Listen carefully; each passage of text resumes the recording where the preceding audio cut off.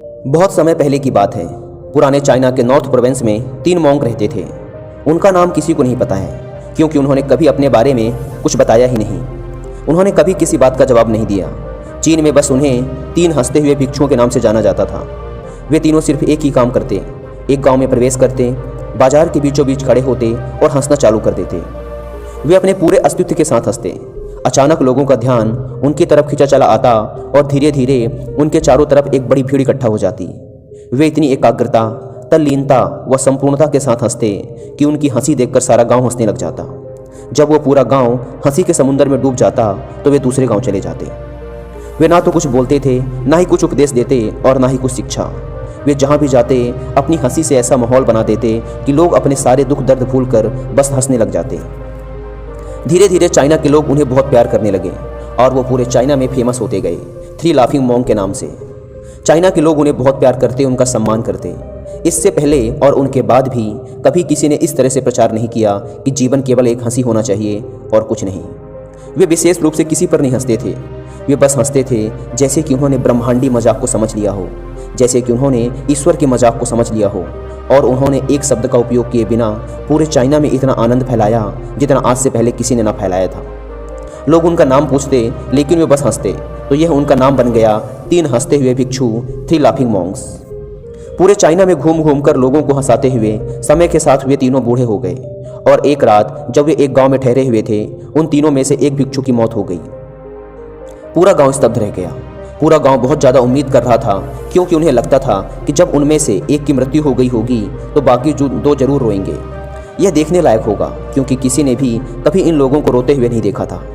जब सुबह हुई तो पूरा गांव इकट्ठा हुआ, लेकिन दोनों भिक्षु तीसरे की लाश के पास खड़े जोर जोर से हंस रहे थे।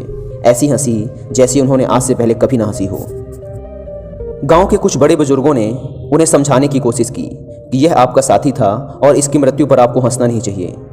तब उस दिन पहली बार उन भिक्षुओं ने लोगों से बात की और कहा, हम हंस रहे हैं क्योंकि यह आदमी जीत गया है। हम हमेशा सोचते थे कि पहले कौन मरेगा, लेकिन इस आदमी ने पहले मरकर हमें हरा दिया। हम अपनी हार व इसकी जीत पर हंस रहे हैं। इसके अलावा यह कई वर्षों तक हमारे साथ रहा। हम एक साथ हंसे, हमने एक दूसरे की मौजूदगी, उपस्थिति का आनंद लिया। उसे अंतिम विदा देने का इससे बेहतर तरीका और क्या हो सकता है। हम केवल हंस सकते हैं। लेकिन पूरा गांव उदास था। जब मृत भिक्षु के शरीर को अंतिम संस्कार के लिए चिता पर लिटाया गया तो सारे गांव वालों को एहसास हुआ कि शेष 2 भिक्षु केवल मजाक नहीं कर रहे थे, वह तीसरा जो मृत था वह भी हंस रहा था।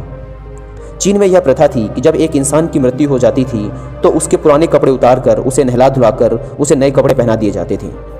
लेकिन मरने से पहले उस भिक्षु ने अपने साथियों से अपने कपड़े न बदलने के लिए कहा था। तीसरे भिक्षु ने कहा था, मुझे स्नान मत करवाना, क्योंकि मैं कभी अशुद्ध हुआ ही नहीं। मेरे जीवन में इतनी हंसी आई कि कोई अशुद्धता जमा ही नहीं हो सकती थी। मैंने कोई धूल जमा नहीं की है। हंसी हमेशा युवा और ताज़ा होती है, इसलिए मुझे नहलाकर मेरे कपड़े मत बदलना। जब उस तीसरे भिक्षु के शरीर पे आग लगाई गई तो गांव वालों को पता चला कि उस भिक्षु ने मरने से पहले अपने कपड़ों में कुछ पुराने चीनी पटाखों को छिपा रखा था, जो आग लगने के बाद फटकर आसमान में रंग बिरंगे कलरों में फैल गए। और यह देखकर एक बार पूरा गांव जोर जोर से हंसने लगा। तो इस तरह से वह तीसरा मॉन्क मरने के बाद भी सारे गांव वालों को हंसा गया। और यह देखकर शेष दोनों भिक्षुओं ने कहा, चालाक आदमी, तुम मर चुके हो, लेकिन तुमने हमें एक बार फिर हरा दिया। तुम्हारे द्वारा गांव वालों के चेहरों पर पैदा की गई यह हंसी आखिरी हंसी थी।